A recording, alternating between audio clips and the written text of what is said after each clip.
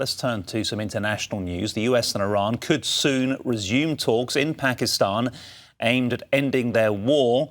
Live to Washington, D.C. to speak to our correspondent, Jonathan Kearsley, for the latest. Good morning to you, Jono. It seems the Iranian delegation has already arrived, although their tone about what may or may not happen seems to slightly differ from the US, who have delegates on their way. I think this is going to be a critical 48 hours or so. What you have is Araghchi, who's the foreign minister of Iran, who has landed inside Pakistan, in Islamabad. He is expected to be staying there and making a trip onto Oman and then on to Moscow. The United States seems hopeful that there could be a second round of talks. So the Trump administration has sent Steve Witkoff and Jared Kushner, the special envoy and President Trump's son-in-law, to go towards Islamabad. When they are there, they will meet with Pakistani authorities, and then it's hoped they will have a bilateral conversation between the Iranians themselves and try and get some way closer to a deal to ending the conflict entirely. But the Iranians, according to state media outlets, it is a different picture. They are saying there is no meeting with the United States scheduled. Essentially what they are saying is that this is a trip by the foreign minister, Araghchi, to go to Pakistan itself and then onto those two other countries I mentioned. There had been rumblings out of Iran, again through state media, that the Iranian State Parliament Speaker, who was the head of the negotiating team, has essentially been removed from his role. Now, he had been the one that had been dealing with and talking with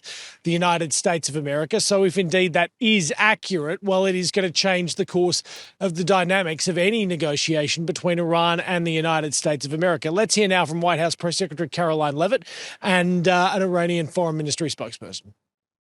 The Iranians want to talk. They want to talk in person. And so the president is, as I've said many, many times to all of you, always willing to give diplomacy a chance. So Steve and Jared will be heading to Pakistan tomorrow to hear the Iranians out. We hope progress will be made, and we hope that positive developments will come from this meeting.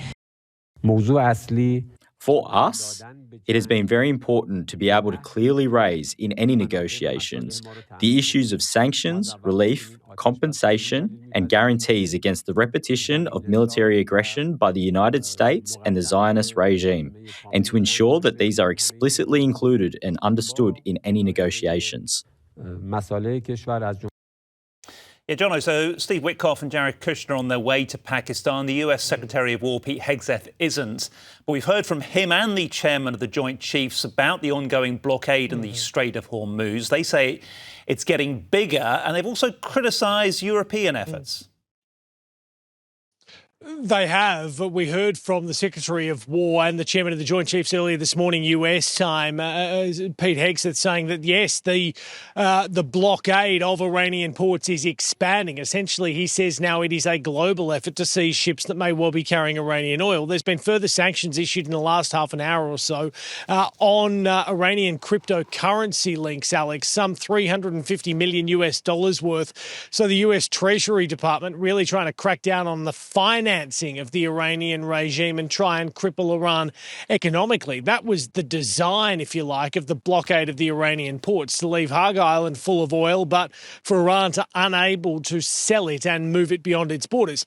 The issue of how to help reopen the Strait of Hormuz has been central to this entire conflict. We had Iran blocking it, now you've got the US blocking Iranian ports, and ships essentially at a standstill or a very, very slow crawl if they can get the approval to get through the Strait of Hormuz itself. There has been a European-led delegation. Australia is involved in these. There were talks last week, talks due to take place again over the course of this weekend about how that operation could lead to some sort of assistance package to help reopen the Strait of Hormuz. Now, Secretary of War Pete Hegseth hit out at this group earlier today, saying that their meeting last week was silly. This is some of what he had to say.